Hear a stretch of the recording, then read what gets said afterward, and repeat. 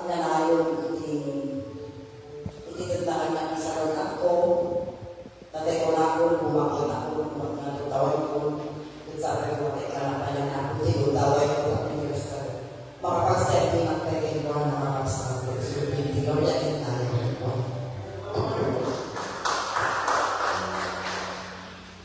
Praise the Lord. Ang natutay ng mga isa, sa mga antibay na ng Sister Lourdes. Ito ba yung mission mo? Ikaw yung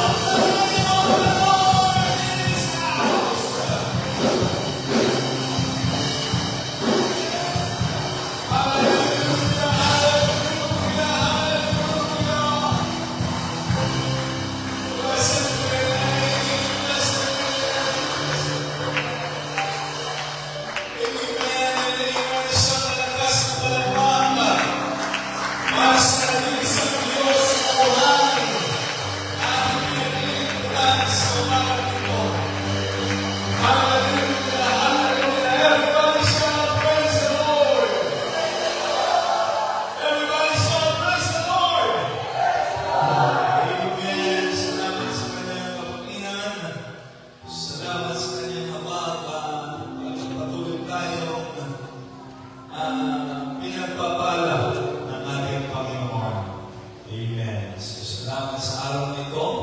Sapagkat tayo ay binigyan ng Panginoon na napakagandang panahon.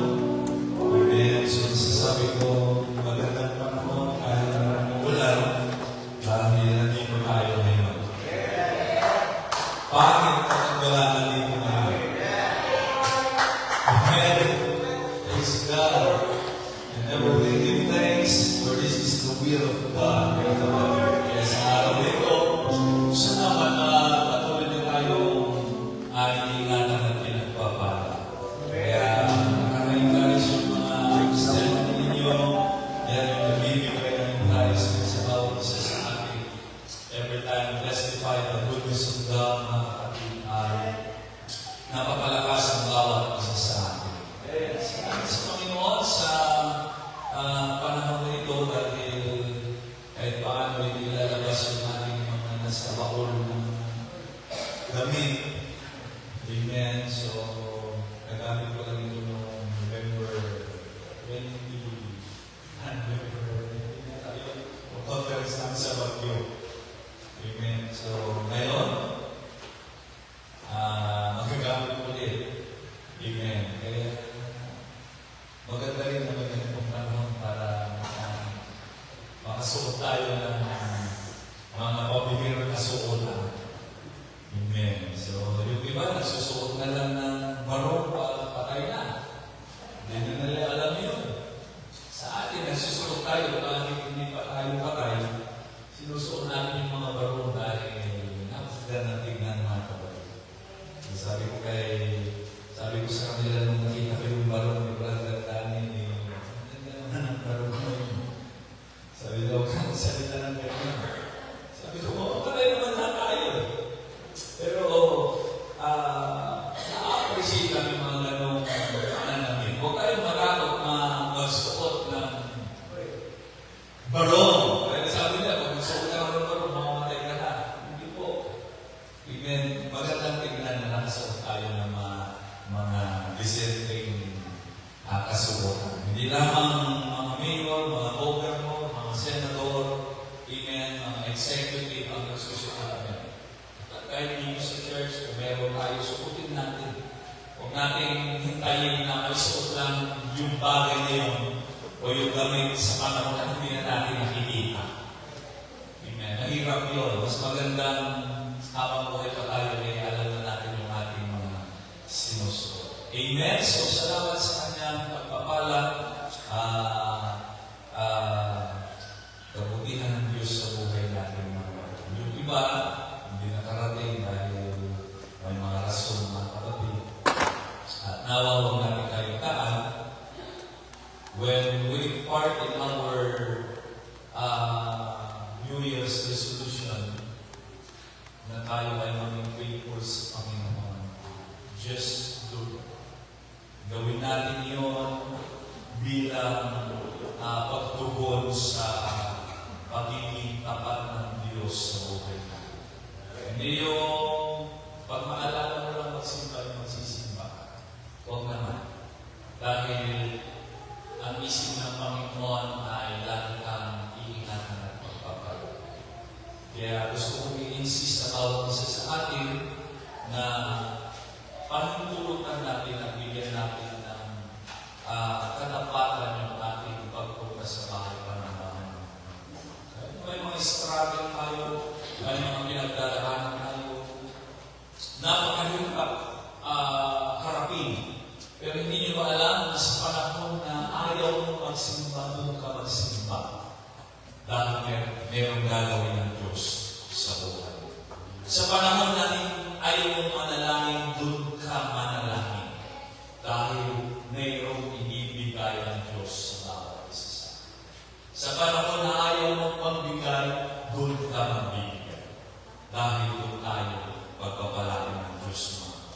Kaya sa araw na ito, salamat tinitulugan ng Panginoon na walang papasok sa araw na ito na magpupuri at sasama sa kanyang bahay ng bahay. Palapakan natin ang ating Panginoon.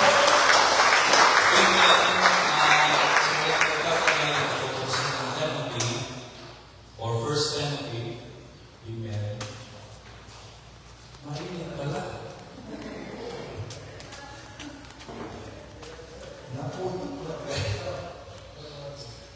Amen. First Timothy chapter 6.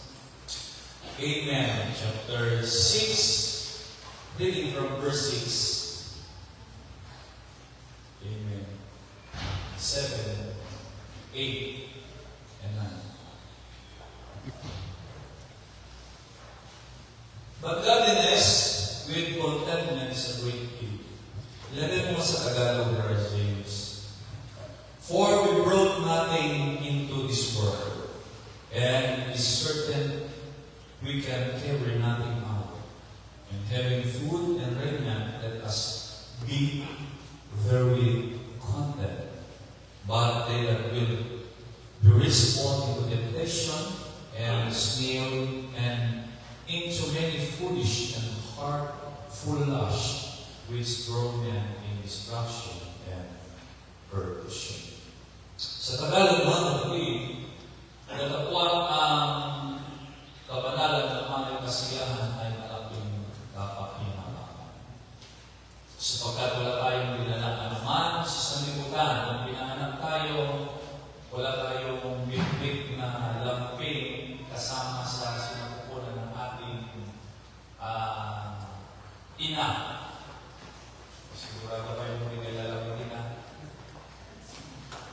At wala rin naman tayo na ilalabas na ano.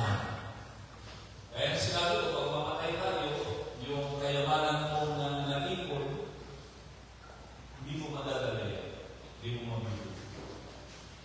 Ngunit kung tayo'y may pagkain at pananamit, ay masisiyahan na tayo doon. Hello? Naintindihan niyo ba yung pinabasa natin? Intindihin natin ang ibig. Amen.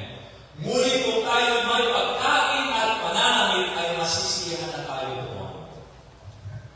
Datapwat ang mga nagsisipag nasa inumaman, eto na. Ako yun. Hello? Datapwat ang mga nagsisipag nasa inumaman ay nangahuhulog sa tukso at sa silo at sa maraming mga bitang hangal at nakasasama na siyang naglulubog sa mga tao sa kapahamakan at kamatayan. Alam mo yung susunod na verse niya, nakakatakot. May susunod na verse niya, pero hindi ko ipapabasa sa inyo. Basahin niyo na sa Bible ninyo. Amen. Dahil ang susunod din medyo nakakatakot mga kapatid. Praise the Lord. Nalalangin tayo sa umagang ito, dakila ang mapagpalang Diyos. Salamat po, Amang Banal, sa pagkakataon ito na kami ay linako mo ang magbigay ng pagsamba, magbigay ng pakulit sa iyo, Panginoon, sa iyong kadakilaan sa aming mga buhay. Dalangin namin ang pamunahan mo kami, bigyan mo kami ng pamunawa sa iyong masalita na aming buong pag-aaral at mapapakinggan. Lord, I pray na patuloy kang mamuna at mamusap sa amin at aming banal na Espiritu ang siyang igawad mo sa bawat isa sa araw na ito. We love you and we praise you. In the name of the Lord Jesus, I pray. Amen. Sa relas, para sa ating Panginoon, ngayon, sila ang nakikinig. But godliness with contentment is a great deal. Amen. Sabi pa dito mga kapatid, for we brought nothing into this world, and it is certain we can carry nothing out. So tayo ay binigayaan ng Panginoon na buhay. Sabi dito tayo maging makontento tayo sa mga bagay nito. Sabi ng book of 2 Timothy chapter 6 mga kapatid. At sa araw na ito, magbibigay ako ng pangangaral sa topic ko kasi ang topic natin is about our Sunday school is all about you. And ngayon,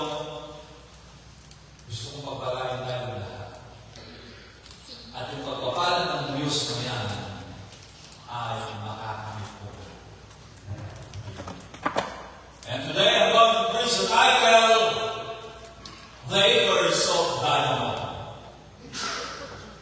The acres of Galaman. Acres. Alam niyo yung acres, mga kapatid? Hektaryang diamante. Amen. Mayroong isang kwento o isang pangyayari, amen, sa ancient Persia, na itong taong ito, amen, nagnangalang si Ali Hafiz. Itong taong ito ay napakayaman. Meron siyang malawak na lupain. May mga tanong siyang mga tinatawag na magagandang pagkakakitaan. At itong taong ito ay napakayaman na niya. And itong si Ali Hafiz ay masasabi natin nasa magandang buhay. Amen. Ito yung taong kontento na dahil nasa kanya na yung kayaman. Itong taong ito, mga kapatid, ay masasabi mong sapat na kakayaman. He was contented and the wealthy man. And his name is Ali Hafiz. Kontento siya dahil mayaman siya. Amen. Mayaman siya dahil kontento siya. Praise God. Isang araw, mga kapatid, amen, itong taong ito, binisita siya ng isang Buddhist priest.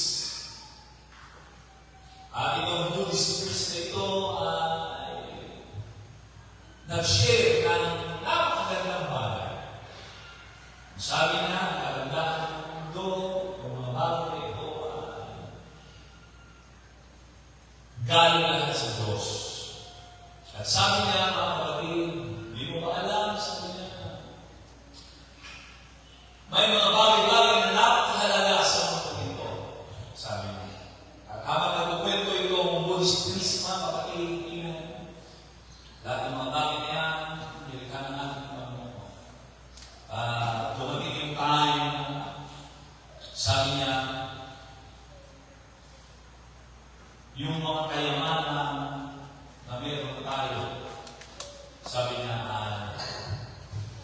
nagkakaroon ng kumbaga, makontento ang bawat isa sa atin. Sabi niya, alam mo ba yung mahulog na yan? Lahat ng mga bagay na yan, nilikanan natin ng Panginoon. At dumating tayo, mga kapatid, na pinito ng Buddhist priest na may mga nilikanan natin ng Panginoon. At sabi niya, isa sa napakagandang kayamanan yung magkaroon ka ng diamant. Yung pagdinig ng Persian man na ito. Sabi ko, diamant. Parang kakaibang pagdinig yan. Ang diamante na yan, sabi na, yan ay nagagaling sa pagkalikha ng Panginoon. Ito ay bicarbon, sabi niya, nabubuo yan sa init. Sabi niya, ito ay nasa ilalim ng lupa, sabi niya, darating yung Panginoon. Ito ay magiging isang napakahalagang bato. So sa pagdinig ni Ali Hafiz ay kakaiba. Sabi ng Buddhist priest, sabi niya, kung meron ka lang diamante sa palad mo, sabi niya, hindi mo ba alam na magiging will know yung pamilya mo? Hindi mo ba alam, sabi niya, na kapag meron kang diamante sa iyong palad mo ay nasasabi mo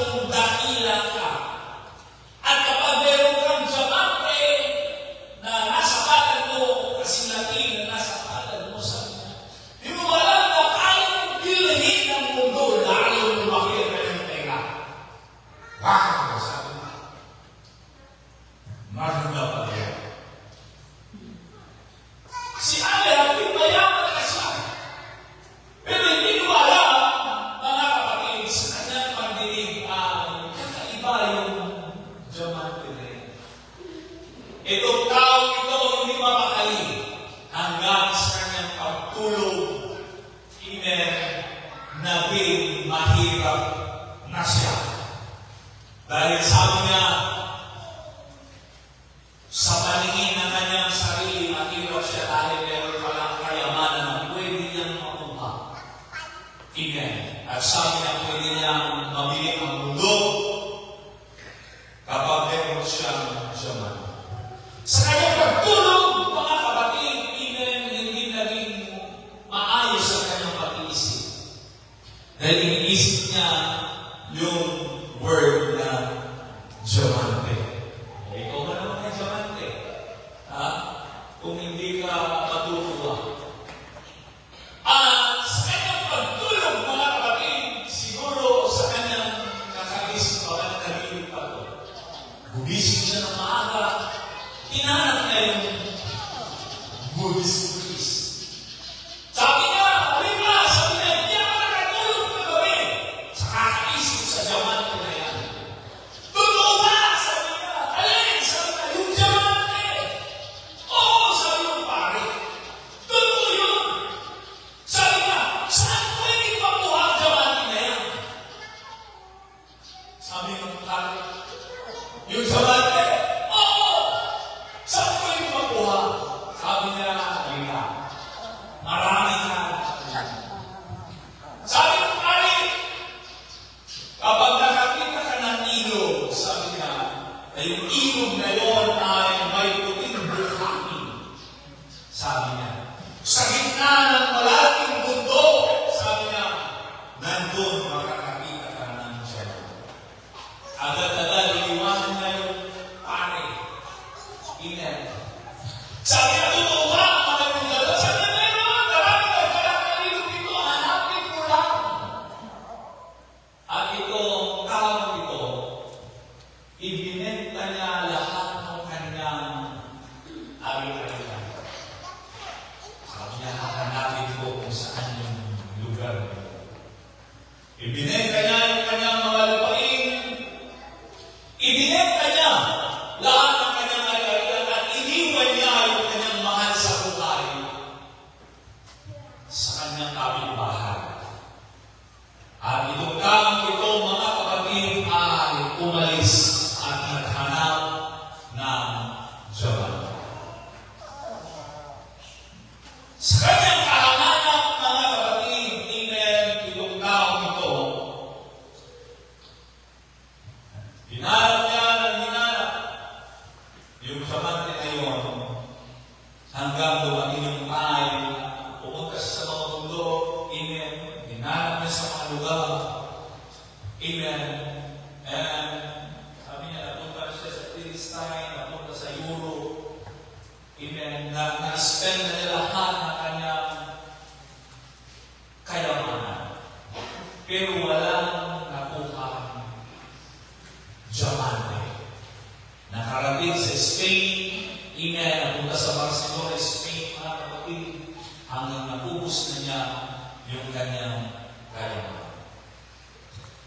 Pagdating sa Barcelona, Spain, na-depress na siya.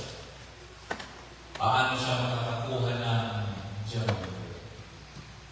At ang nangyari, mga kapatid, habang nandun sa dalampasigan, nakita niya yung malalakas na alon. At itong tao ito ay pumunta na sa dagat at pamapakan. Hindi niya nakuha yung tinatawag na diamante. At itong tao ito, because of depression, na-stress na siguro dahil wala siyang mahanap hanggang makamatay. May isang taong pinagbentahan niya ng lupa. At itong taong ito, amen, habang yung kanyang alagang camel ay nauuhaw.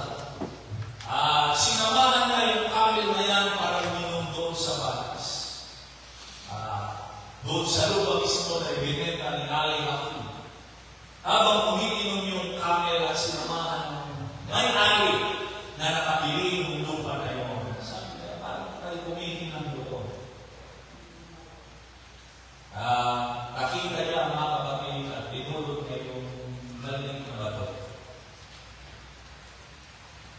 Sabi niya, parang nakakaibang ba ito? Tinawag na yung Buddhist priest na nagsabi doon kay Ali Habib na about sa tayo. Sabi niya, ayaw ko ito bang tayo? Sabi niya, tayo mo yan!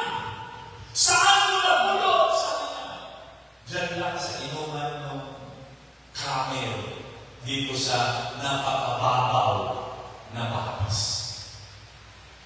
At itong aking ito, mga kapatid, habang tinitignan nila yung diamante na yun, at sabi ng pari, saan mo nakuha dito? Maya-maya, mga kapatid, nakapulot na naman sila ng nanay, yung diamante.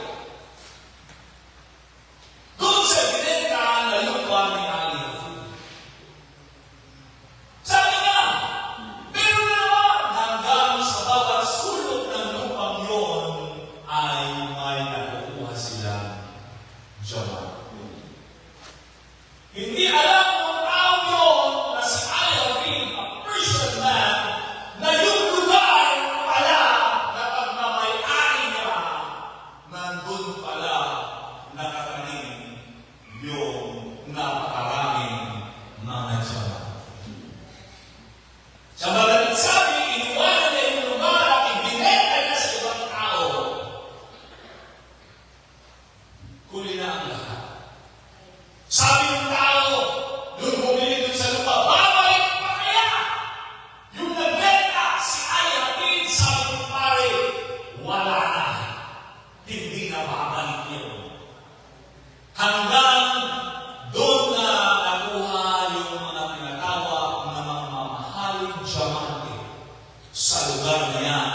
Na yun ang pinagkukunan ng mga diamante sa Russia, diamante sa Europe, mga kapatid, yung lugar na kung saan doon nangyari o doon yung bagay iniwanan ng tao ito na naghahanap dahil hindi siya nakontento sa kayamanan na meron siya dahil sa kanyang magandang pandinig, mga kapatid. Amen. Sa madaling sabi, iniwanan niya yung kayamanan at iba ang nakakuha ng kayamanan na yan. And we know that diamond, amen, na ikalat na sa pamumundo. Meron sa South Africa, Australia, may mga diamond, amen, na mamina sila ng mga diamond sa Canada, sa Russia. Itong bagay na ito ay napakahalaga. Para sa tao yun, amen, kapag meron na siya, mabibili na niya ang mundo. Pero dahil sa kanyang pag-iisip na kung saan hindi siya nakontento sa dati niyang kayamanan, na dati nakontento naman, pero dahil sa tinatawag na diamante sa kanyang pandinig, naghanap siya ng naghanap. At hanggang wala na siya na. Ang isang lesson sa kwento ito, mga kapatid, amen, ay napakahalaga sa bawat buhay natin. Na sa pagkalikha ng bawat isa sa atin ay pinagpapalamataran ng ating Panginoon. Na sa bawat bagay na ginagawa ng Diyos sa atin ay pinagpapalamataran ng ating Panginoon. Hindi masama yumaman, mga kapatid, amen. But don't miss the blessing that is in front of you. Merong pagpapala na nasa harapan mo na hindi mo yan nakikita. Na minsan, mga kapatid, yung mga pagpapala na yan, amen, hindi natin tinitignan o hindi natin pinapahalagahan. At minsan, yung mga pagpapala na yan, amen, naiisip natin na hindi mo makukuha sa bagay na yan. Kailangan makontento ka sa mas marami pang pagpapala na mararanasan mo at ibibigay ng Diyos sa buhay mo.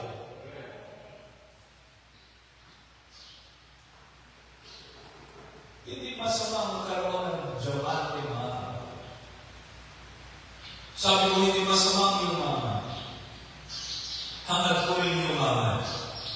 Hangad ko rin magkaroon ng kayaman. Pero ang salita ng ating Panginoon, kung pag-aaralan natin, amen, makontento tayo sa ating pananamit. Makontento tayo sa ating kinakain. Makontento tayo kung ano meron tayo na ibinibigay ng ating Panginoon. Sapagkat ng mga bagay-bagay na ibinibigay ng Diyos, mga kapatid, ito ay pagpapala na nangyayari sa Kanya.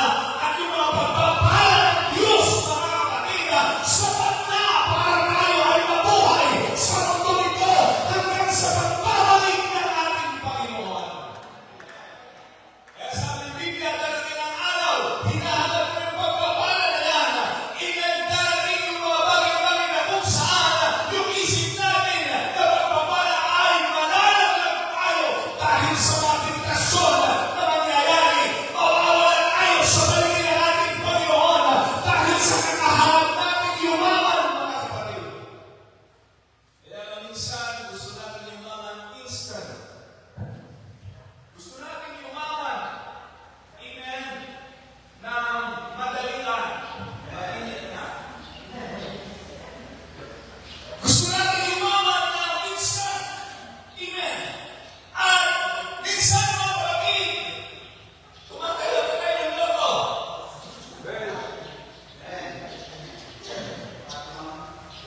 Pagkasama pa.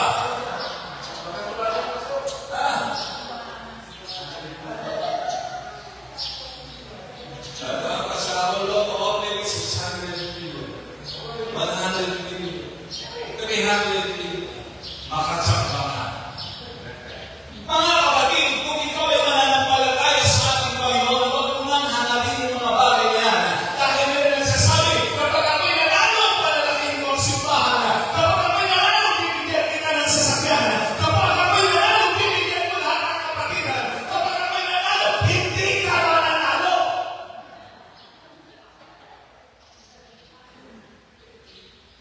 Mananampalataya ka. Iba ang pagpapala ng Diyos, mga kapatid. Iba ang kapalaanan ng ating Panginoon. Iba yung pagpapala na ibibigay ng Diyos sa iyo. Kakaibang pagpapala yun. At ang sabi ng Biblia, it may get rich, mga kapatid. Yung blessing comes from the Lord. Madali lang mawala. Yung nanalo na ilang milyon sa San Manuel, bumili siya ng maraming lote. Bumili siya ng napakaraming palayan. Bumili siya ng malaking bahay, yung kami malaking bahay. Nang pagkawa ng malaking kamalig na kapatid. Pero nadaanan namin noong January 2, yung bahay na yun ay parang naging haunted house.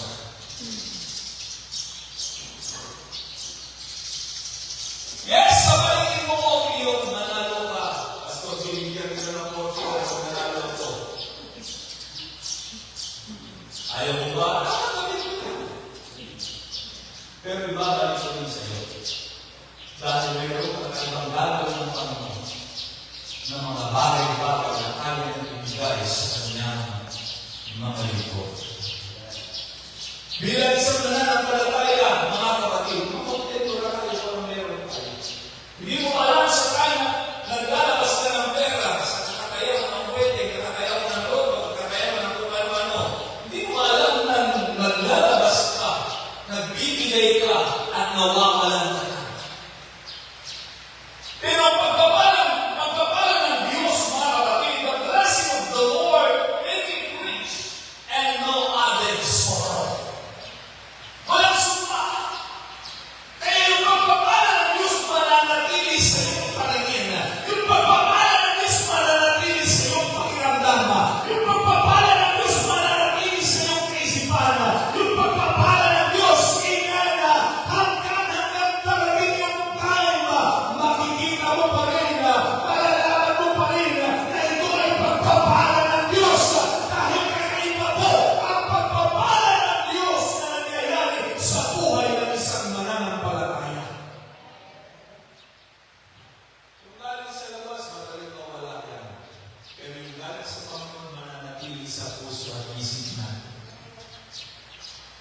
minsan isipin natin, ganun na talagang pagpapala ng Diyos. Yes! Amen.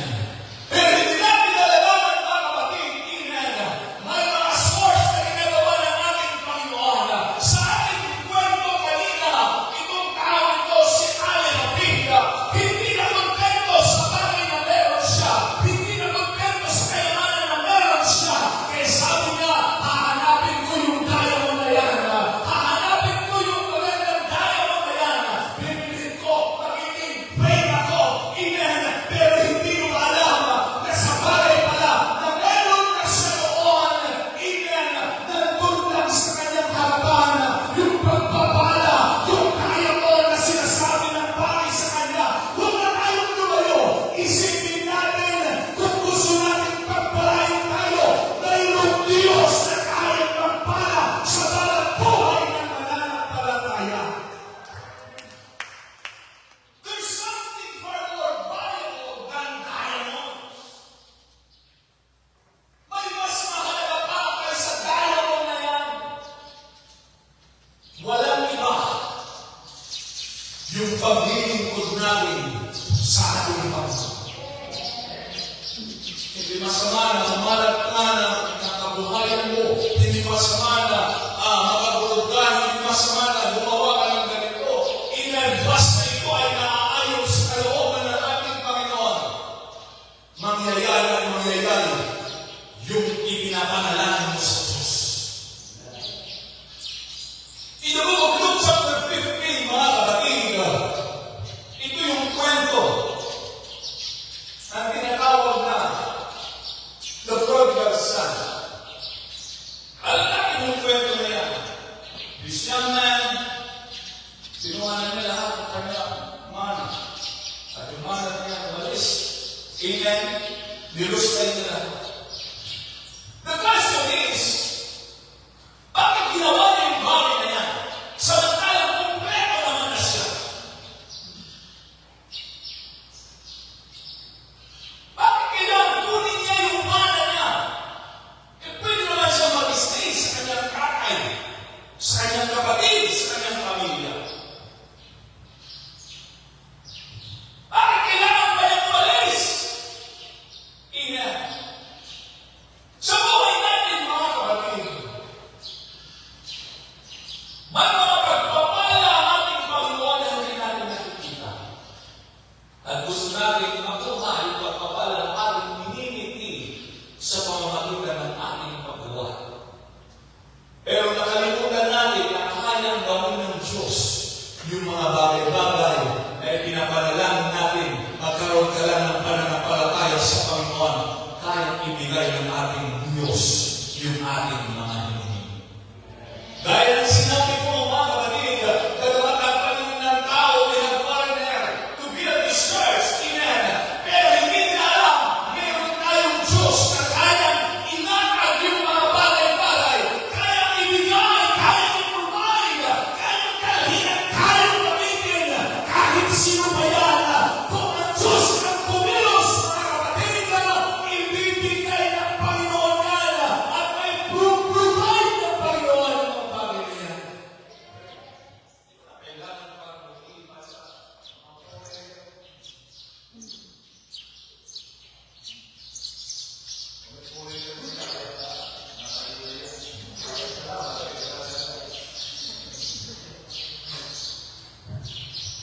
salamat kay Brother Rice. Amen. But in your church, all of those things because dahil sa Diyos. Dahil yung mga bagay-bagay, amen, na meron kayo, it is because of Him. Lahat na meron kayo dahil sa Kanya. Amen. We have the acres of diamond here. Di ba naniniwala?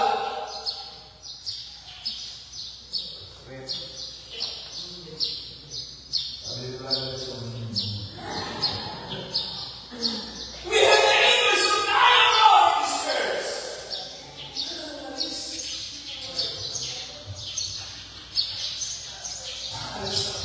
Kasi may diamond doon. Wala po.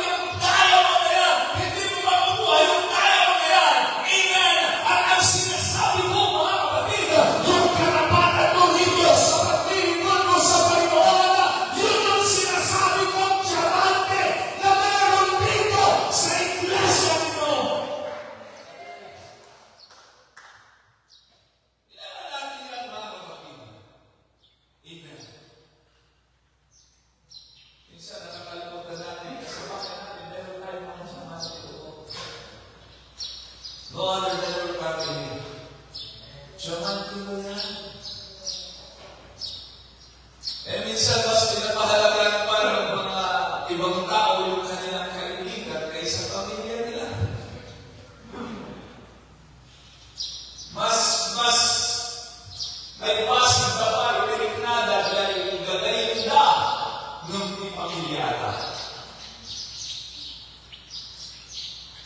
Hindi tayo mga work home. That's our family. Kaya minsan, mga kapatid, amen, ito yung nakakalungkot na pangyayari sa buhay natin. At ito yung nangyayari, amen, sa buhay natin.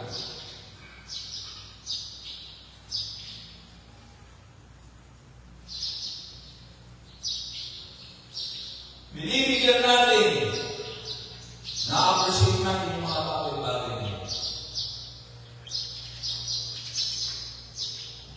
And sometimes,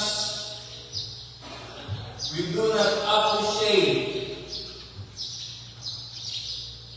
what we have until it is gone.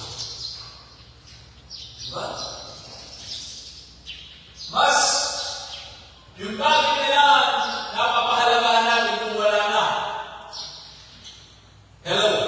Pero kung yung bagay na meron tayo, para wala, hindi natin na-appreciate. Kaya kung minsan, pagpapay na yung magulang sa kanilang iiyak.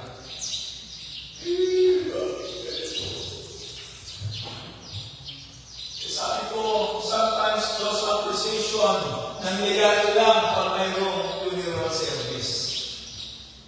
Yung tao mo yan, nakapagay, yung tao mo yan, siguro yung tao mo yan. Sabihin mo mabuhay para marinig naman yan. Kaya mga kabataan ngayon, mostly sa mga kabataan ngayon, mas active pa sila sa mga friends na for their family. May nanay doon na naglilinis, may nanay doon na naghihintay, may nanay doon na nag-prepare, may nanay doon na nag-aalala sa iyo, may nanay doon na nagsasakripisyo. But those people, mga kapatid, mas binibigyan pa nila ng importansya yung kaibigan. Kailangan kasi makarating ko, kailangan kasi nanula ko, kailangan kasi how about your nanay? Your tatay? That is your diamond in your home. Diamante mo yan. Huwag mo nang hintay mamamatay pa para i-appreciate mo lang sila.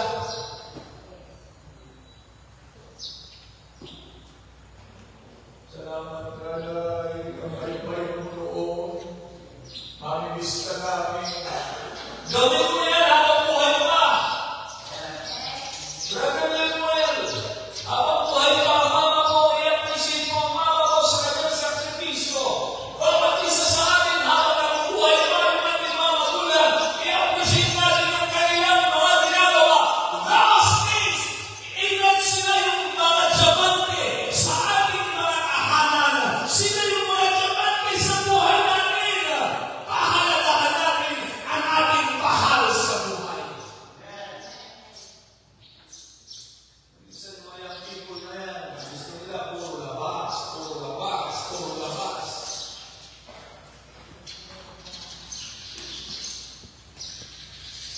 Appreciate ka. Thank you, mama. Thank you, mommy. Thank you, nanay. Thank you, tatay. Thank you, papa. Thank you, daddy. Pahalagahan mo habang nandun pa yung bagay na sila'y malakas. Amen. Pahalagahan mo dahil sila yung precious diamond sa inyong tahanan. Sila yung nag-aalaga sa inyo. Sila yung ibigay ng Diyos na diamond sa pamilya ninyo. Napakahirap lang mga kapatid. Amen. Naghahanap tayo ng Christian family, Christian home. Amen. Kung hanapin yun, hanapin mo si Lord. Pag hinanap mo si Lord, lahat yan, package din na yan. Pag naging people ka, gagawin mo lahat yan. Amen. Kaya minsan marami nagsisimba. Linggo lang. Kristyano. Amen. E salamat sa Panginoon, tinuturuan nila tayo mga kapatid sa mga salita niya. Praise God. Sabi nga nila, kakalang mo, nagsimba no Domingo. Hindi na rin Luis ako nagsimba.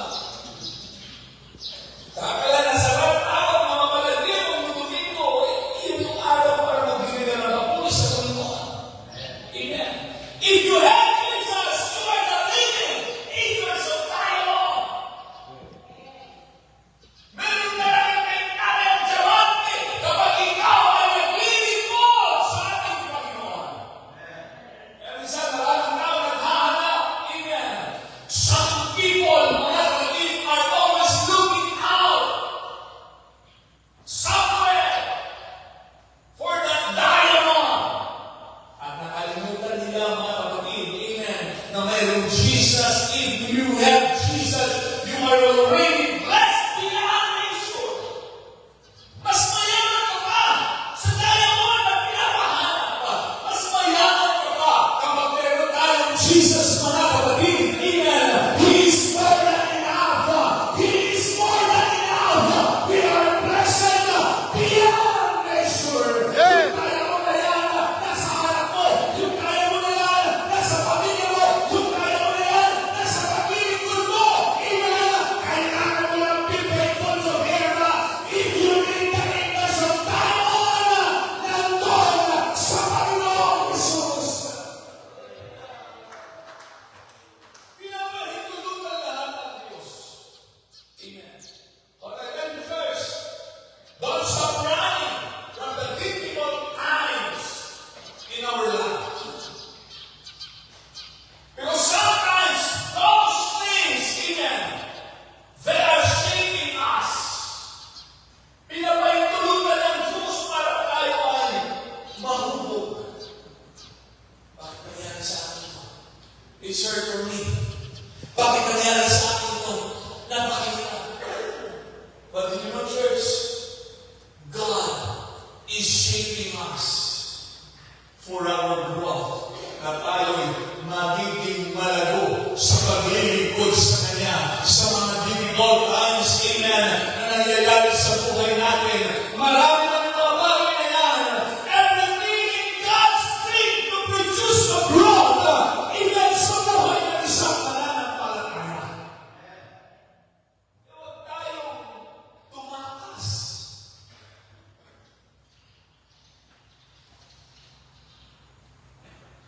Tulungan natin. At lahat ng bagay ay pagbibigay ng Diyos. Magpatuloy ka lang, mahirap ang buhay. Mahirap ang survive yung buhay. Tuloy lang, sige lang, tuloy lang. Amen.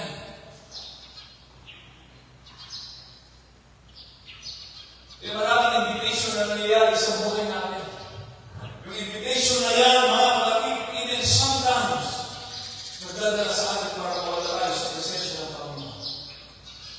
But if we need the invitation, we need the invitation comes from the Lord. Yung invitation na yung dadating ka rito, abututin ka rito, paluluhurin ka rito, amen, magpupuri ka rito, sasamba ka rito, yun yung invitation na gusto ng ating Panginoon, amen. Kapag nandito na tayo sa bahay ng ating Panginoon, huwag natin kalimutan, we have the acres of diamond. If we have Jesus in our lives, we need to worship Him, we need to give Him thanks, amen. Hallelujah. Nandun pa siya ka, pagpupuri sa Kanya, mga kapatid. Maraming mga diamante, they are the acres of diamond in our church. Kung naghanap ka ng perfect church, walang perfect church. Lahat ng simbahan is perfect. But we have perfect God. We have a lot of acres of diamond in this church. Ano meron? Ano masabi na maraming diamond sa simbahan na ito? Tignan mo ang buhay mo ngayon. Ano nangyayari sa buhay mo ngayon? Anong meron ka sa buhay mo ngayon? It is because you pick up the diamond in His church. Eh kung maraming diamante, bakit ka ngayon hindi patapos yung simbahan mo? Hindi naman literal yung diamante ang sinasabi ko. Dahil kapag tayo may mga diamante, wala nang papasok sa simbahan, maniwala kayo. Yes! Nasaan na kayo ngayon? Nasa ibang bansa na.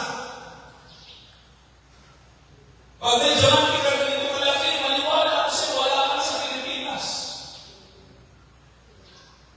Nandun pa na, nagiliwayo na. Nagtutok na around the world. Di pastor, ganito yan, pag meron ako ibigyan ko, maniwala ako sa'yo, marami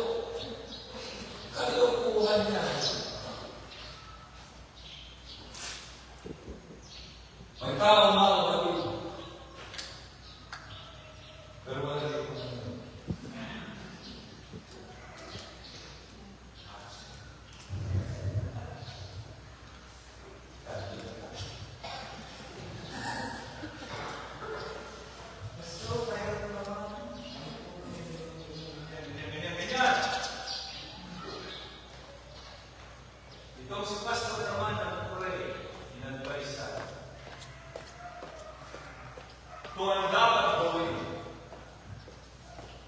Tuwa-tuwa. Minsan parang paling na yung pastor. Mabubulan ka na, ganito. Sa susunod, siya rin yung natama na yung ginagawa. Dahil parang pinapaling ka ng pastor. Sabi ko, Sina, maging tapat ka na lang sa Pag-ibig. Pag ginawa mo yun, yung gusto mong mangyari sa buhay sa pamilya ng Pilipinas. Be faithful ka lang sa pag-ibig. Yes, gagawin mo lang. Small thing. Yes. Mag-ibig ko na po. Gagawin ko lahat. Salamat wala.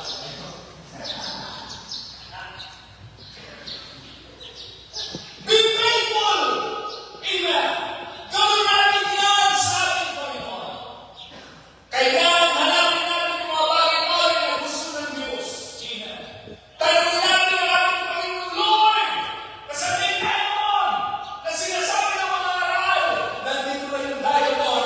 Maging tapat ka lang sa Panginoon. Ibibigay at mangyayari yung mga bagay-bagay na pinapanalangin mo sa Kanya. Just pray!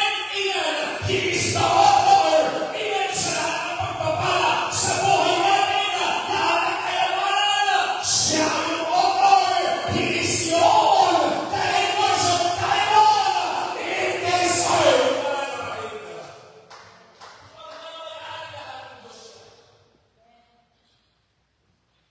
Kailangan mong isipin, mayaman ako, mayaman ako, mayaman ako. Not only financial. Mayaman ako sa paunawa. Mayaman ako sa pagmamahal. Mayaman ako, amen, sa pakiramdam. Mayaman ako sa mga bagay-bagay patungkol sa kaharian ng Panginoon. Mayaman ako, yung tunay na kayamanan, mga kapatid. And that is the increase of diamond in this church. Amen. We are all blessed in His name, mga kapatid. Pinagpala tayo sa kanyang pangalan. Mayaman tayo. Amen. Eh wala tayong napagkakabahala kapag tayo naglilingkod sa Panginoon. Ibigay lang natin lahat sa Kanya. Marunong tayong magpasalamat. Marunong tayong tumanggap. Marunong tayong magbigay ng appreciation sa ating Panginoon. Don't worry for tomorrow. Siya ang nasa atin kasi. Iniisip natin, ito, ganyan. Minsan, nasusobrahan natin sa totoo lang. Nawawala na yung pag-ibig natin, yung tamang pag-ibig sa Panginoon. Amen. Our gratitude, nawawala na yan. Dahil pinag-priority natin ang bawat pangangailangan natin. Oo, nandun yun, may pangangailangan tayo. Pero kung nagagawin natin, just kneel down and pray. Go unto Him. Ang sabi ng ating Panginoon, call unto me, and I will answer thee, and show thee the great and mighty things which thou knowest. Please don't know what I'm doing.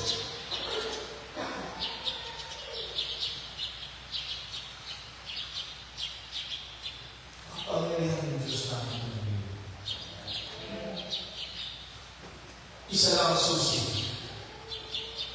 The obedience and the faithfulness.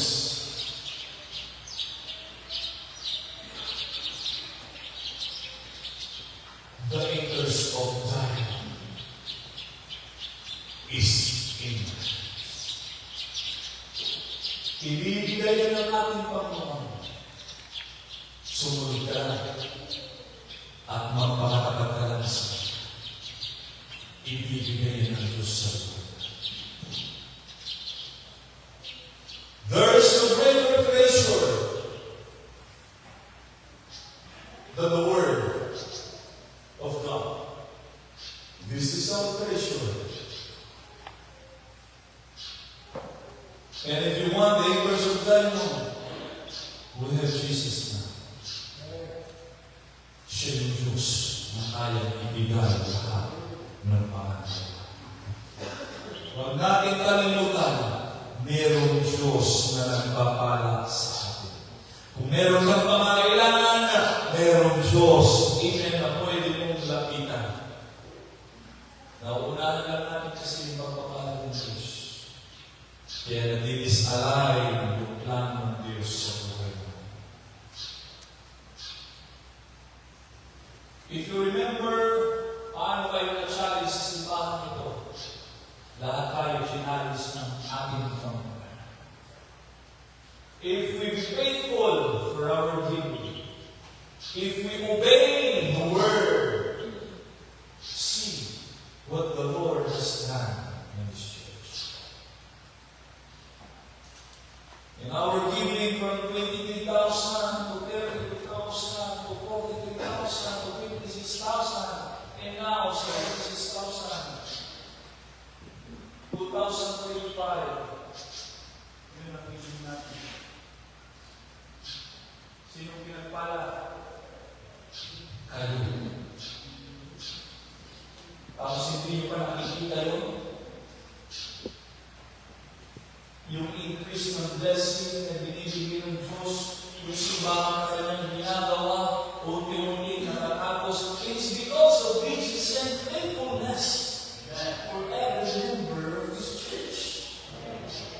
That's why the acres of dialogue is in their church, in this church, in our church, in every church.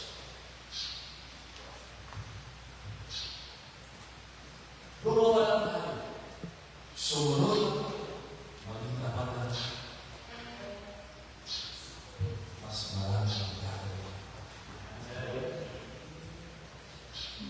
Magulat ka bakit inihanda ng Panginoon ng lawak na space niya. Sasakyan mo ang susunod dyan. Maniwala kayo. Dati walang progress, walang power dito. Puro motor. Kasi nung daw may sasakyan natin dito, wala, diba? Sino? 2018, 2017, sino nag-power dito? Bago yung pag-inom ko. Wala! Parising ka na. O, pinitaran ni single motor. And now, it is because the blessing of the Lord continually see what the Lord has done.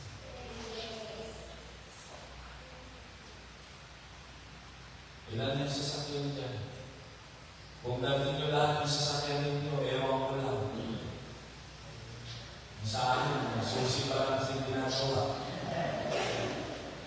Brother Vincent, pag magparada ka na dyan, dalawa kayo ng Brother Nelson, wow.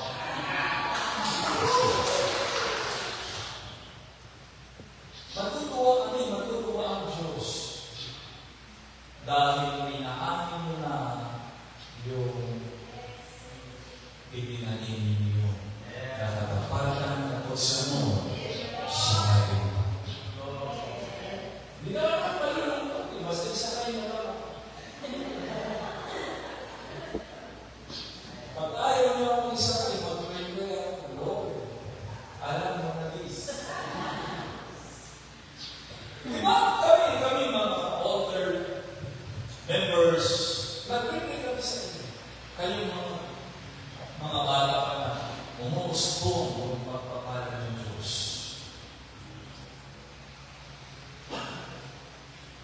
We have this. Yes. The Word. The Word of God, mga kapatid, is our great treasure. We have God that He is on the acres of time. Ano bang gagawin natin? We're going to do just obey and be faithful to Him. Jamaica. May diamond ka na. Nawin mo na yung diamond. Sila na yung diamond sinuntahan. At daragdagan pa yan ng Diyos. Maniwala ka. Magpakatapakan kayo. Gawin mo lang. Amen. Yung gusto ng Panginoon sa buhay ninyo. Makikita ninyo kung paano kayo papapalakad ng natin. Sabi ko sa inyo, reserve na yan. Sasakyan, darating ang araw, pagandahan na lang kayo ng sasakyan.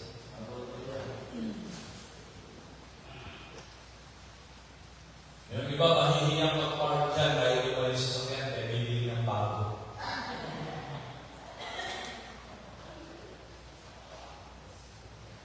Kung hindi man sa ating mga anak, in the next generation, because we planted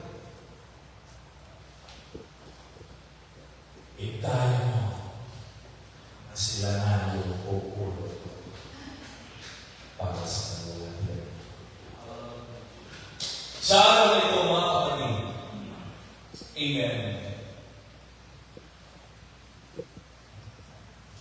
Ito ang gusto ng ating Panginoon sa buhay natin.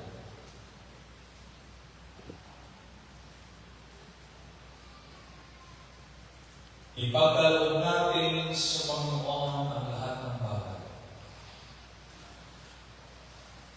At yung bagay na yan, ipagsunod natin sa kalooban ng ating Panginoon. We need to recognize His Word and His promise. Napakaraming pangako ang Panginoon. Yung sinasabi ko, pulutin mo na lang, kunin mo na lang yung pangako. And today, church, hallelujah. If you want the bucket of diamond, it's time to be faithful. Ibibigay ng Diyos sa mga natin. Papagkaloob kayo ng Diyos. Maging tapat lang tayo sa ating paglilingkod sa atin. Tayo lahat ay tumayong. Amen. Just open our eyes. Amen. Ilalagay ng Panginoon yung spirit of gratitude para sa ating po. Thank you, Jesus. Kung ano meron natin. Pag gagawin mo yung mga bagay na yan, marunong ka magpasalamat sa araw na ito. Masasabi mo, don't worry about tomorrow when you are living in the acres of life. Right now, right where you are, the down your pocket, you are in the acres of life. Salamat, Panginoon. Alalaman namin na mayroon pala kaming napakahalagang bagay na great, great, great, great.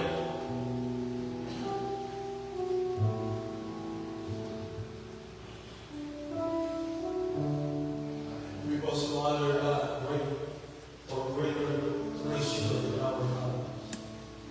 This is the word that we put in our heart. There is no greater treasure than the word of God. Paghawakan mo yung mga panahon ng Diyos. This is our inheritance. If you give your life to Jesus, you are in the kingdoms of diamonds. And the mountains of gold. And you have this power. Hallelujah. Sa araw na ito, tayo ay dudulog. Kung ano man ang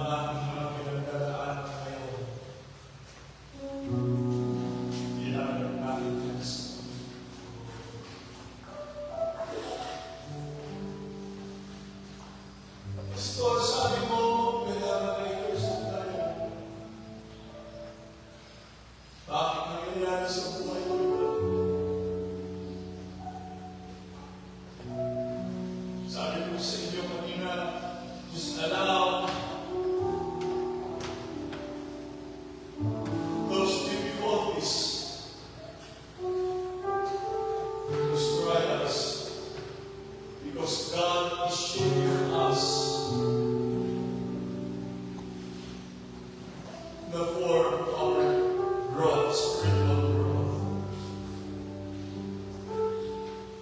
Lord, bakit ang daming problema? Sumusunod naman ako sa kalooban ko. Hinuhulog ka pa ng Panginoon. Hayaan mo lang. Hayaan mo lang ipadaan ka sa paghubo. Karamihin tayo, you will see the angels of time.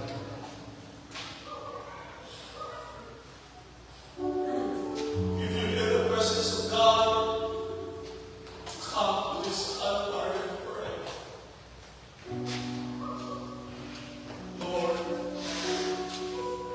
I want to see the angels of God.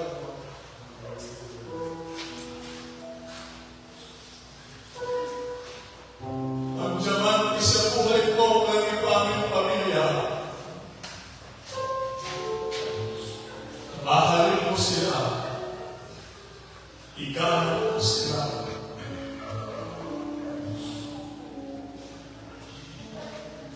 I-appreciate mo sila habang nabubuhay pa.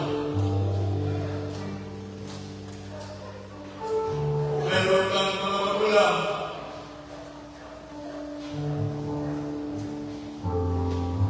Kung meron kang mahal sa buhay, sila. Yung totoong diamante mo. Kailangan ako na.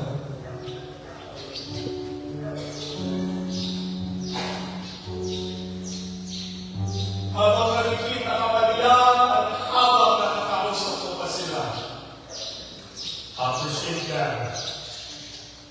Dahil ating mga ilang salita, hindi ka nila maririnig ang mga bagay na sasakit. At sila yung totoo diamante mo sa buhay. Yung anak ko, ang kasama ko,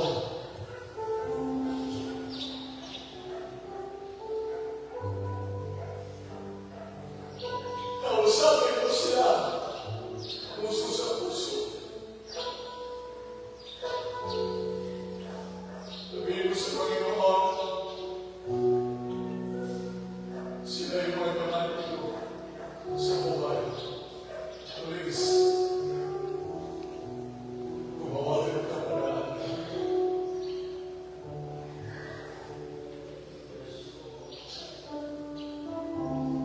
We have the years of life of God.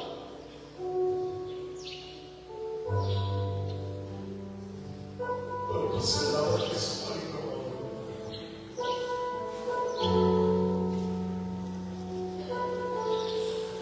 Sabihin ko sa Panginoon, salamat po.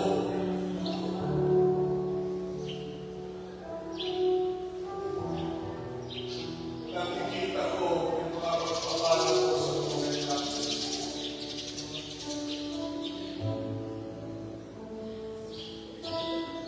Ang kaya